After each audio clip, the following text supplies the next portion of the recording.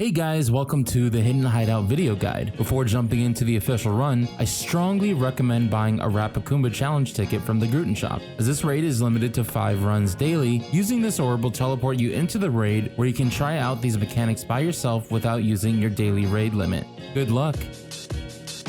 Welcome to Hidden Hideout. Hidden Hideout is a level 65 raid that drops the gear set after Disorder gear that was given out for free when hitting 65 in the new global server. This video will be using that gear, which is +9'd already, and re-rolled slightly for crit and cooldown reduction. As a side note, when looking for a team for Hidden Hideout, you'll notice most people say mech in the title. This just means they want someone who knows the mechanics of the fight, which you'll qualify for after watching this video. And pause. There's a couple things to mention here. 1. You'll notice I offered to take care of the core in chat. At the beginning of every run, you'll want to make sure someone is designated to clear the core.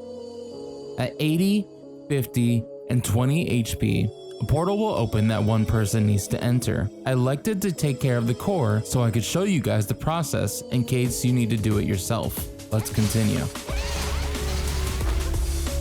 And pause. These speech bubbles that pop up are going to be your main indicator for what special move the boss will be using.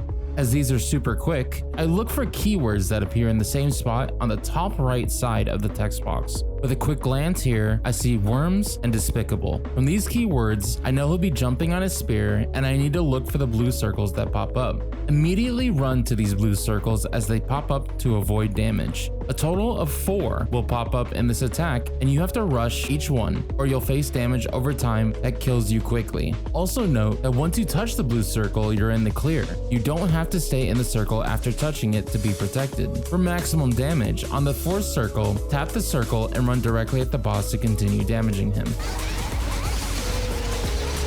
Our next attack is one that people have the most trouble with depending on their character. I immediately recognize this attack from the tremendous in the speech bubble and know I need to cancel any animations. This attack involves the boss slamming his spear to the ground 4 times. If you're hit by any of these slams, you'll be stunned and killed. The rhythm I found best for F0 at least was jumping the first slam with a single attack to stall in the air, then doing the same for the second, but adding my air attack to hold for the 3rd slam. With this timing, I quickly cancel the air attack by pressing space to quickly land and finally jumping the 4th with a basic attack. Results may vary per character, but find your rhythm in the practice runs for this move. Many people die in it.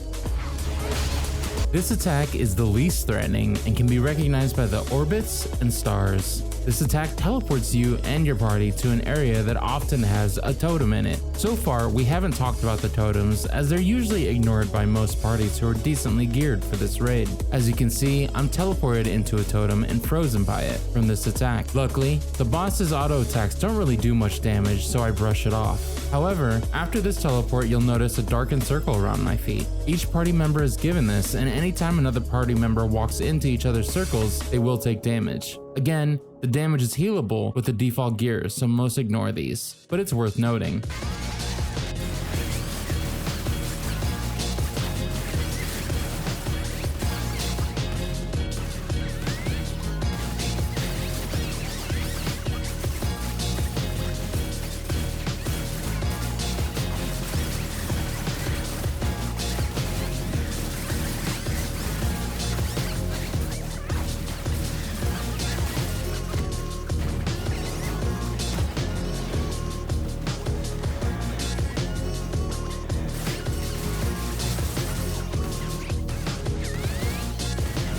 You'll notice as soon as we hit 80, we get the speech bubble with "Go away." This is the indicator that the portal to the core has opened, and as the person who called core, it was my time to shine.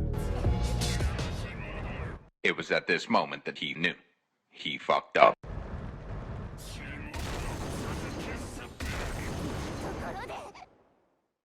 So what the fuck just happened? Well, to figure that out, we need to rewind a little bit.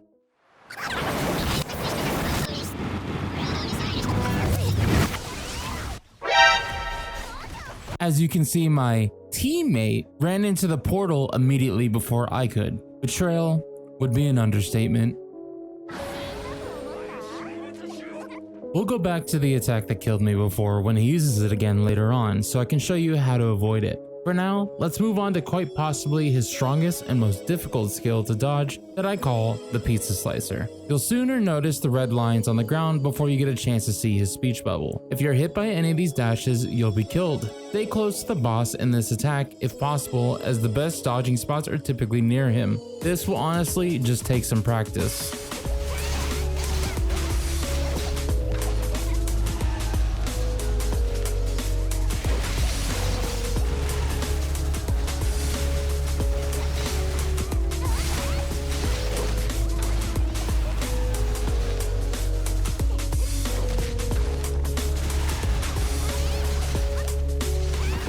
This attack I recognize through the Uplift Your Soul. One of the easier attacks to avoid, he creates 4 clones that all spin around and chase party members. If you get caught in one of the whirlwinds, you can spam dodge to iframe out of the attack and continue running. They will fade out one by one until the only real one is left.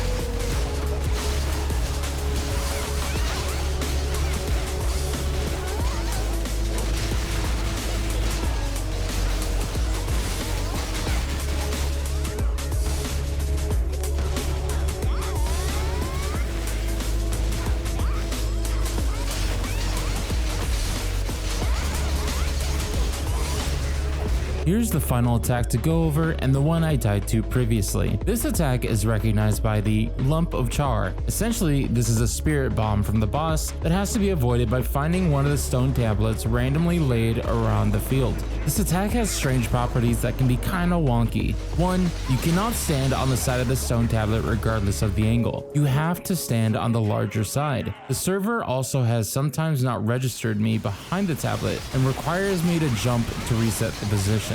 So oftentimes, I'll neutral jump behind a tablet to make sure nothing crazy happens. That's about it for his attacks. If you get used to recognizing the attacks, you'll do just fine and be ready to run with a party. One final thing to mention is a list of skills that are banned while the core is up. I'll list an infographic in the description down below for the skills for each character. If you use these skills while the core is up, you'll freeze all your party members and likely get them killed. Once the core is destroyed, you're free to use all your skills again. I'll go ahead and add some footage from another run where I did end up fighting the core myself. Only use basic attacks here and push the small orbs into the crystal one by one until the crystal dies. Be careful when exiting to not exit into any giant attacks. Ask your team in chat if it's clear if you're unsure. I'll let the video play out until the raid ends, but please make sure to like and subscribe to the channel if you enjoyed the content and want to see more. Peace.